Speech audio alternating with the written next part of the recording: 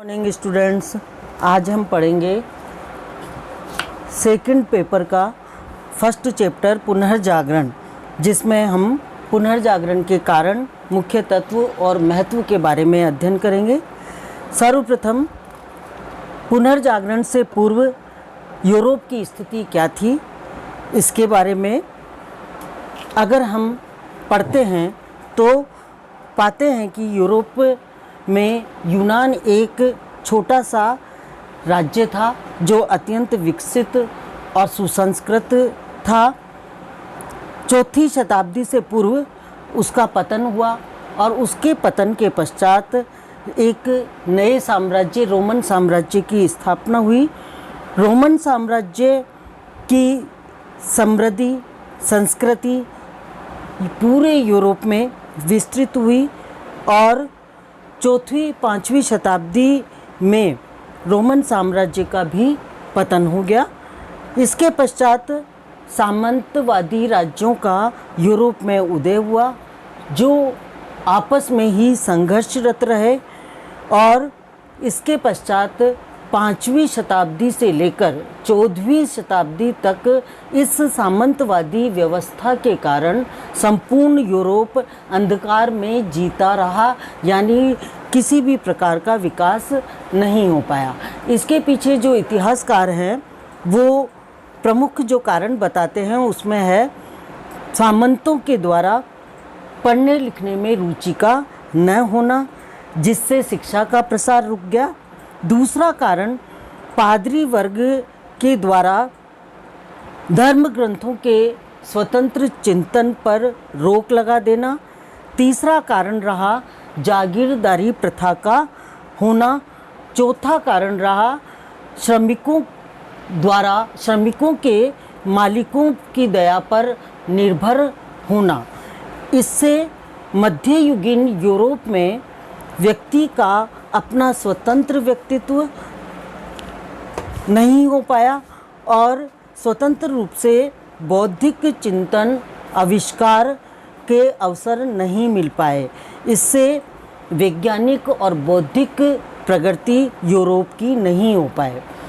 14वीं शताब्दी के बाद धीरे धीरे स्थितियों में और परिवर्तन हुआ और उसके परिणाम स्वरूप अब सामंतों के जागीरदारों की स्थिति को तोड़कर स्वतंत्र कृषि फार्मों की स्थापना हुई और श्रमिक वहाँ स्वतंत्र रूप से मजदूरी करने लगे एवं वहीं पर व्यवसायियों के द्वारा स्वयं की अपनी दुकानें खोलने प्रारंभ हुई और इसके अतिरिक्त चर्च तथा धर्मशास्त्रों की बातों पर जनता के द्वारा शंका की जाने लगी और उनकी मातृभाषा के माध्यम से ज्ञान का प्रसार किया जाने लगा।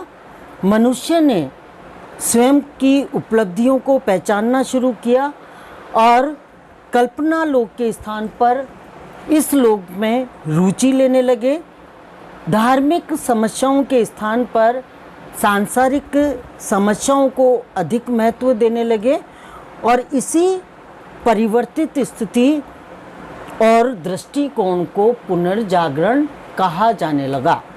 अब प्रश्न ये उठता है कि जिस टॉपिक के बारे में हम पढ़ रहे हैं उस पुनर्जागरण का मतलब क्या है।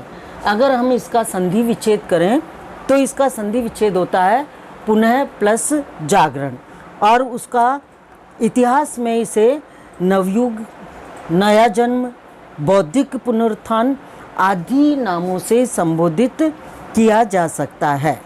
विभिन्न तत्कालीन इतिहासकारों ने इसकी पुनर्जागरण की व्याख्या करते हुए उसमें लिखा है और उसमें प्रोफेसर ल्यूकस ने जो अपने विचार प्रस्तुत किए हैं उसमें है कि रेनेसा शब्द का अर्थ इटली के उन सांस्कृतिक परिवर्तनों से है जो 14वीं शताब्दी से प्रारंभ होकर 1610 ईस्वी तक पूरे यूरोप में फैल गए और इसी बौद्धिक परिवर्तन को सामूहिक रूप से हम पुनर्जागरण कहते हैं। इसी को सरल भाषा में इतिहासकार सिमोंड ने लिखा है कि यह एक ऐसा आंदोलन था जिसके द्वारा पश्चिमी राष्ट्र मध्य युग से निकलकर आधुनिक विचार तथा जीवन की पद्धतियों को ग्रहण करने लगे एवं स्वतंत्रता प्रियता और साहसी विचारों की अभिव्यक्ति को ही हम पुनर्जागरण कह सकते हैं। अतः हम निष्कर्षतः इसे यूरोप के मध्य युग एवं आधुनिक युग को मिलाने वाला सेतु कह सकते हैं। अब हम एक और विशेष बिंदु पर विचार करेंगे और वह है पुनर्जागरण जो प्रारंभ हुआ उसकी विशेषताएं क्या थीं। इसकी मुख्य जो विशेषता थी वह थी स्वतंत्र चिंतन। पहली विशेषता थी स्वतंत्र चिंतन, जिसमें परंपरागत विचारधाराओं को मनुष्य द्वारा स्वतंत्र आलोचना की कसौटी पर कसा जाने लगा और किसी भी बात की व्याख्या वैज्ञानिक ढंग से की जाने लगी और धर्म के अंकुश को समाप्त किया गया। यह इसकी प्रमुख विशेषता रही। दूसरा है व्यक्तित्व का स्वतंत्र विकास और व्यक्ति के द्वारा अंधविश्वास, रूढ़ियों और चर्च के बंधनों से मुक्त होकर अपने स्वयं के विकास की ओर ध्यान दिया जाना इसकी दूसरी विशेषता रही। तीसरी विशेषता इसकी रही मानववादी विचारधारा का प्रादुर्भाव। मध्य युग ने मनुष्य को इस जीवन से आनंद उठाने से मना किया, परलोक पर जोर दिया।